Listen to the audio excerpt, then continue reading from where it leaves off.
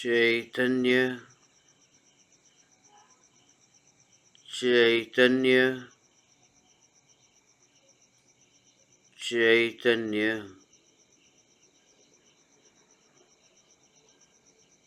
चैतन्य स्वभावी भगवान आत्मा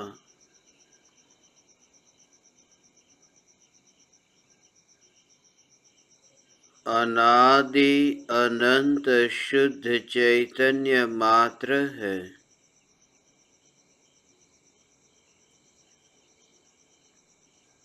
ज्ञान मात्र है।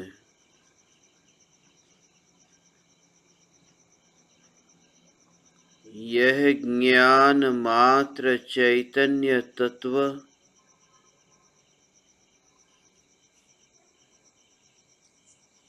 देह के परमाणुओं पर वास नहीं करता।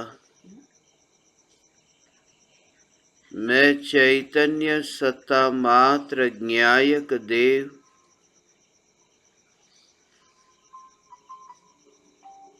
परमाणुओं में वास नहीं करता।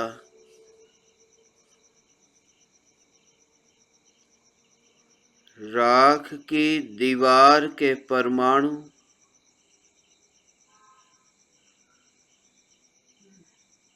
त्रिकाल जड़ स्वरूप है और मैं ज्ञायक देव त्रिकाल चैतन्यमयी।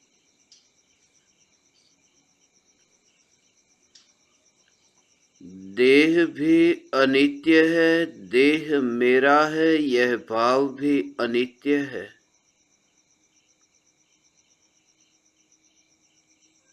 देह अनित्य है, देह अच्छा है, यह राग का विकल्प भी अनित्य है। अनित्य का नित्य के साथ कोई संबंध नहीं, मेरे साथ कोई संबंध नहीं।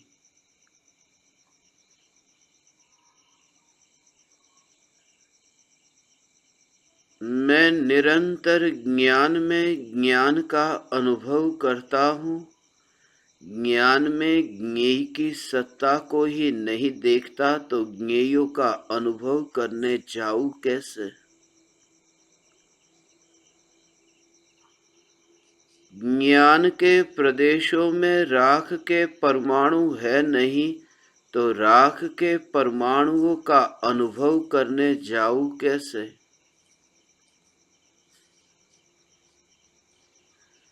ज्ञान की अखंड सत्ता त्रिकाल दृष्टि में होने से अब मेरे बैर बिखेर होते रूप को मैं देखूं कैसे? मैं त्रिकाल अखंड ज्ञायक देव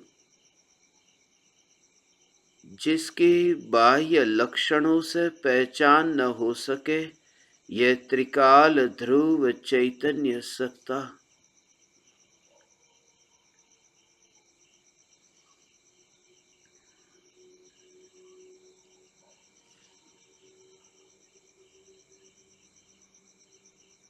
ज्ञान की ऐसी उदासीनता कि ज्ञान को यह भी रुचि नहीं कि मैं विकल्प हूं, यह जानने जाऊं। ज्ञान की यह भी रुचि नहीं कि मैं देह नहीं हूं, यह जानने जाऊं।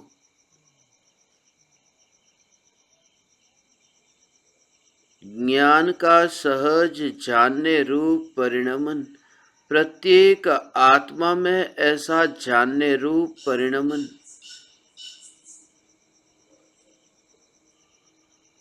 प्रत्येक आत्मा केवल ज्ञानी है क्योंकि ज्ञान के अतिरिक्त राग के विकल्प में आत्मा का विस्तार नहीं है।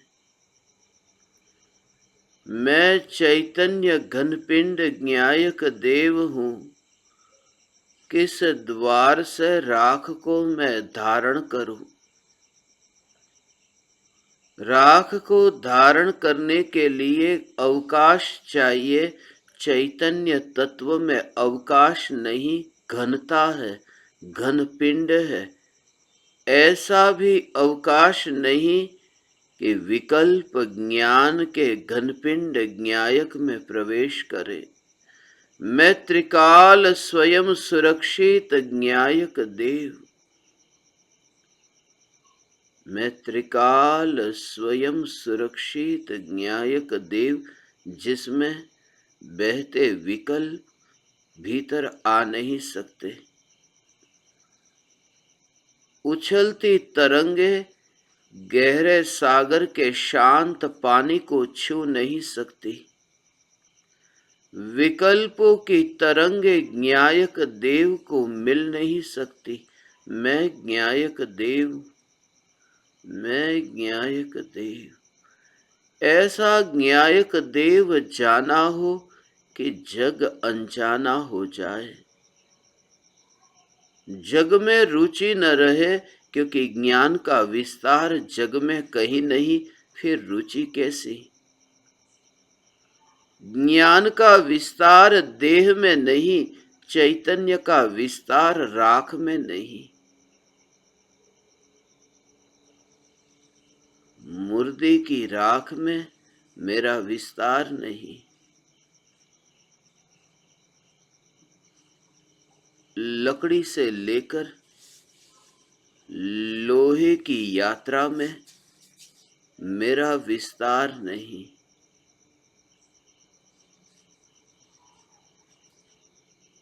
लकड़ी से लेकर के लोहे की यात्रा में मेरा विस्तार नहीं।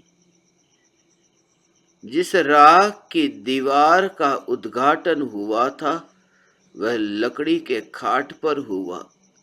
जिस राख की दीवार की मृत्यु हुई कि लोहे पर जलाया गया। लकड़ी पर भी था और लोहे पर भी था, मगर ध्रुव ज्ञायक देव जब राख पर ही नहीं तो लकड़ी पर और लोहे पर कैसे। मैं अपनी त्रिकाल ध्रुवता को आकाश के प्रदेश बदलने पर भी छोड़ता नहीं। स्मशान की भूमि हो या फिर महल हो, क्योंकि मैं महल में रहता नहीं, इसलिए मैं स्मशान में रहता नहीं। मैं ज्ञान की सत्ता के बाहर जब अस्तित्व ही नहीं, तब फिर मैं आकाश के प्रदेशों पर कैसे रहूं। मैं खाली जगह पर नहीं रहता, मैं अपने ज्ञान के अतिरिक्त आकाश में रहने जाऊं कैसे। आकाश द्रव्य परिपूर्ण है, आकाश भी परिपूर्ण है। परिपूर्ण में किसी पराये का प्रवेश हो कैसे। आकाश में आत्मा नहीं, आत्मा अपनी सत्ता में, आकाश अपनी सत्ता में। यही तो कारण है कि आत्मा विदा होते ही आकाश विदा नहीं हो जाता। आत्मा का अस्तित्व स्वतंत्र है और आकाश का अस्तित्व स्वतंत्र है। आकाश खाली जगह है, खाली जगह होने पर भी अनंत गुणों से भरपूर है। जब खाली जगह भी अनंत गुणों से भरपूर है, तो मैं असंख्य प्रदेशों में चैतन्य से भरपूर ज्ञायक देव खाली कैसे हो सकता हूं। राख की दीवार अभी थी और अभी बैर बिखेर हुई। महल अब मलबा बने, उसमें लंबा इंतजार करने की जरूरत नहीं। महल अब मलबा बन जाए, राख की दीवार राख के रूप में दिखने लगे। जो पहले नहीं दिखता था वह बाद में दिखता है, उसी का नाम अज्ञानी। पहले देह दिखता था और बाद में राख दिखती है।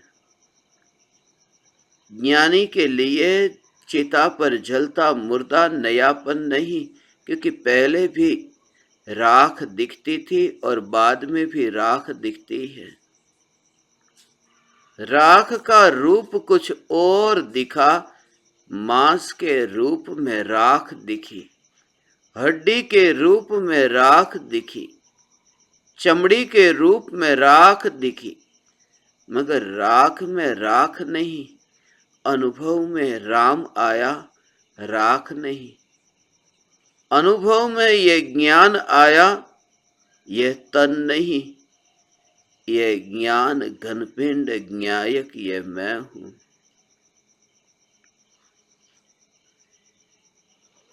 एक भी अंग ज्ञान में नहीं, फिर भी अनंत धर्मों वाला मैं ज्ञायक। राख की दीवार में चेष्टा बिल्कुल भी नहीं। ज्ञान में ज्ञान की अनुभूति के लिए जैसे पदार्थ को पदार्थ की सत्ता में रहने दे, उसमें हस्तक्षेप न करे, उसे छूने के लिए जाने की जरूरत नहीं है। उसे छूने के लिए जाने की जरूरत नहीं। चिता पर जलता मृतदेह, और वह मृतदेह जलकर के जैसे राख है, और राख के पड़ोस में रहकर चैतन्य चैतन्य चैतन्य चैतन्य चैतन्य ये तत्व विचार जब चले, मगर वहां राख को छूने जाता नहीं। ऐसे ही पड़ी है राख, उस राख को मुट्ठी में लेने की जरूरत नहीं। जल चुकी वह चिता की राख को मुट्ठी में लेने की जरूरत नहीं, पड़ी है। ऐसे ही अपनी पड़ोसन इस राख की दीवार को, ये देह को ऐसे ही पड़ा रहने दे, ऐसे ही पड़ा रहने दे, ऐसे ही पड़ा रहने दे। इस राख की दीवार को, इस राख की दीवार को ऐसे ही पड़ा रहने दे। कौन लेगा, कौन उठाकर लेकर जाएगा? नहीं, इन परमाणुओं को किसी की जरूरत नहीं। ये परमाणु अपने आप है, ये परमाणु अपने आप है। इन परमाणुओं का अस्तित्व अपने आप है। ये परमाणु कल भी थे, ये परमाणु कल भी रहेंगे। मैं यहां आया उससे पहले भी ये परमाणु थे। मैं यहां आया उससे पहले भी ये परमाणु थे। कोई विकल्प नहीं था, कोई विकल्प नहीं था। जन्म से पहले माता पिता यहां थे, मगर माता और पिता की याद कितनी आती थी। जन्म से पहले देह के परमाणु तो थे, क्योंकि देह है क्या?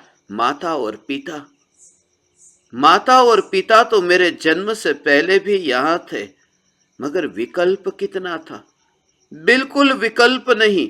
ऐसे ही इस देह को ऐसा ही रहने देना, और चैतन्य में ऐसी स्थिरता। मैं चैतन्य चैतन्य चैतन्य। अब मृत्यु भी नहीं आ सकती मेरे निकट, क्योंकि मृत्यु को निकट आने के लिए अमृत होना पड़े। मैं अमृत चैतन्य, मैं अमृत चैतन्य। एक राख की दीवार को दांव पर लगाने की कला,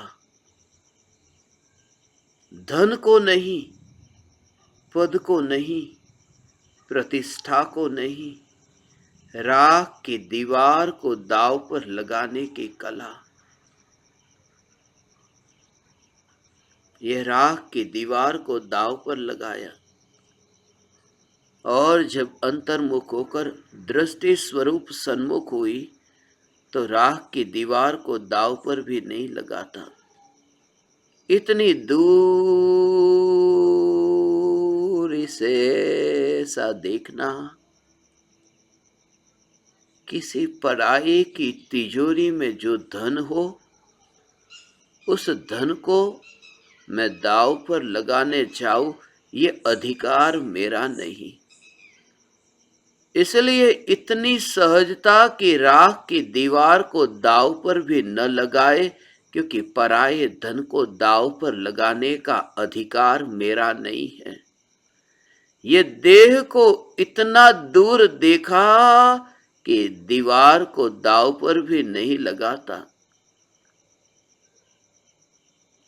अनीति है। ज्ञानी ने ऐसी अनीति छोड़ दी। पराये का धन खुद दाव पर कैसे लगाए? ये पुद्गल परमाणु को दाव पर नहीं लगाता। ये देह मरे तो मरे, मैं इस देह को छोड़ने को तैयार हूं। यही मिथ्यात्व। देह मरे तो मरे नहीं, देह सदैव मृत है। जहां मैं आया ही नहीं, ऐसा मैं अमृत, ऐसा मैं चैतन्य। अब मरने की बात ही नहीं, मरने की घटना ही झूठी घटना है। मृत्यु ही मृत्यु ही मृत्यु ही झूठी घटना है। मृत्यु से बड़ा कोई भ्रम नहीं। मृत्यु भ्रम है और चैतन्य जीवन है, जो सत्य है, सत्य है। यह राख एक भ्रम है, भ्रम है, बिल्कुल झूठा भ्रम है। राख भ्रम है, राख असत्य है। यह राख असत्य है और राम सत्य है। इसलिए कहते हैं राम नाम सत्य है। राख असत्य है, भ्रम है, कल्पना है। अभी देह है और अभी राख हो गई। मगर देह और राख में अंतर क्या? अभी राख है और राख है और राख है, कोई अंतर नहीं। ऐसा इस देह को दूर से देखना। यह राख की दीवार का पड़ोसी मैं चैतन्य चैतन्य चैतन्य। और अब तो खिड़की भी न खोले। अब तो ज्ञान की ऐसी दशा कि खिड़की भी न खोले। खिड़की भी न खोले कि पड़ोसी कौन है ये ध्यान चाहे। पड़ोसी की ओर ध्यान भी न जाए, पड़ोसी की ओर ध्यान भी न जाए। चैतन्य चैतन्य की दृष्टि कि पड़ोसी की ओर ध्यान न जाए, खिड़की ही न खुले। ज्ञान की खिड़की से देह न दिखाई दे। ज्ञान की खिड़की से ज्ञान न दिखाई दे। ज्ञान की खिड़की बंद है। अब उस ज्ञान में ज्ञायक प्रतिबिंबित होगा। यह ज्ञायक देव मैं हूं।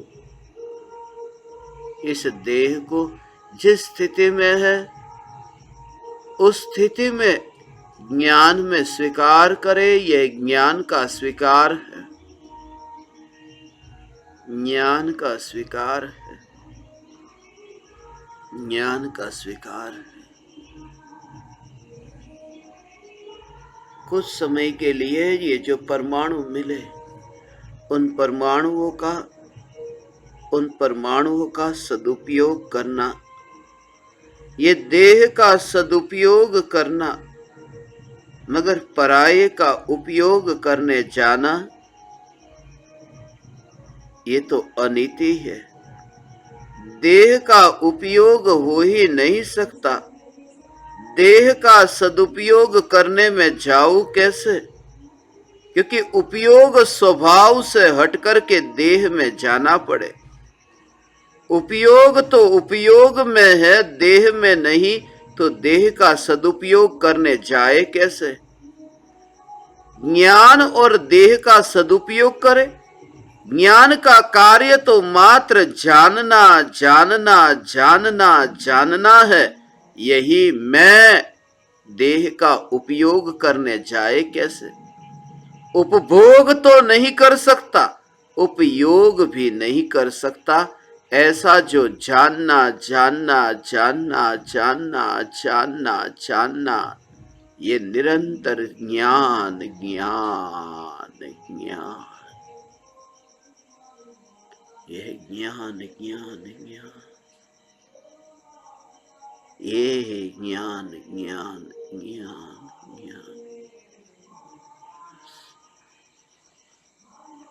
ज्ञान, ये ज्ञान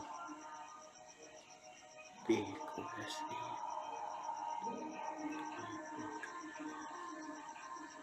देह को ऐसे ही, राख की दीवार को ऐसे ही,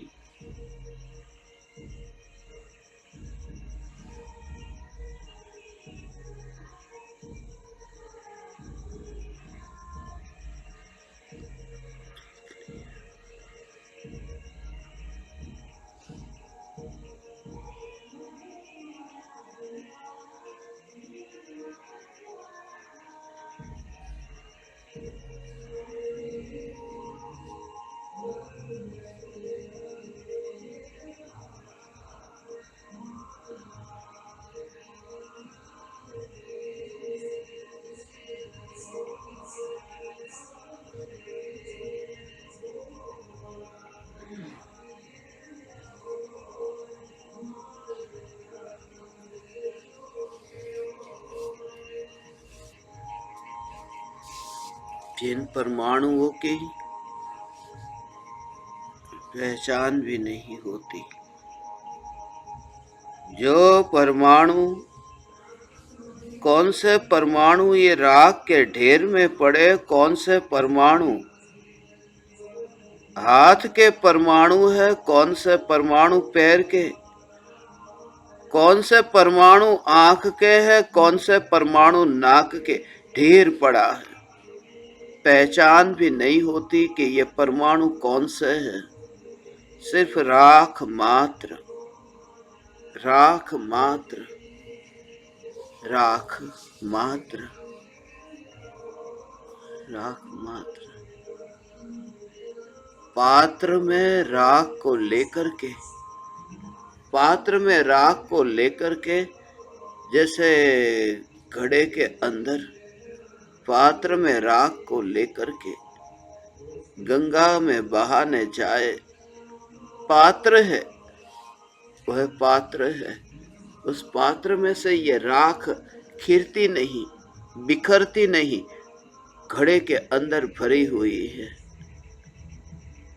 घड़े के अंदर भरी हुई है राख के ऊपर ये घड़े के परमाणु लिपट रहे हैं। कपड़े में बांध करके राख को लेकर के गंगा में नहीं जाते, राख बाहर निकल जाएगी। राख के परमाणु कपड़े को पार करके बाहर निकल जाएंगे। आश्चर्य तब होता है कि देह पर वस्त्र पहना, मगर ये राख कपड़े में से बाहर क्यों नहीं उड़ रही है। ये राख का पिंड है। इस राख के पिंड को घड़े में नहीं, सूती कपड़े के ऊपर लिपटा हुआ ये राख का पिंड, मगर मैं राख नहीं, मैं चैतन्य ज्ञाय ज्ञाय ज्ञाय ज्ञाय ज्ञायक देव। मैं चैतन्य। अब अनजान अनजान से अब कुछ भी नया नहीं। अब मृत्यु में कोई नई घटना नहीं। अब ये पुरुष का देह नहीं रहा, अब देव का देह, मनुष्य का देह नहीं रहा, देव का देह। ये नयापन नहीं लगेगा, नयापन नहीं लगेगा। कौन सा जहाज सागर के तरंगों पर यात्रा कर रहा है? कौन सा जहाज है?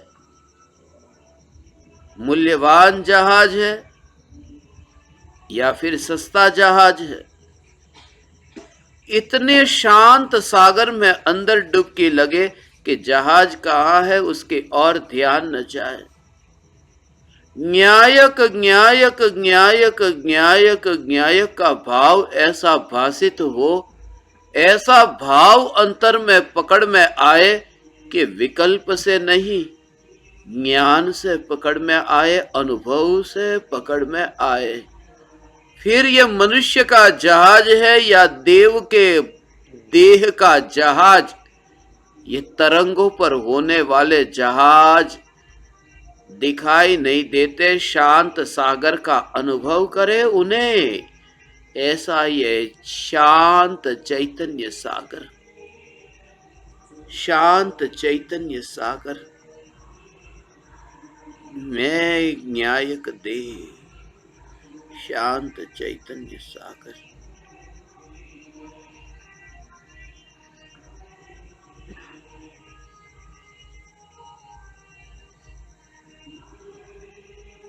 न्यायक दे।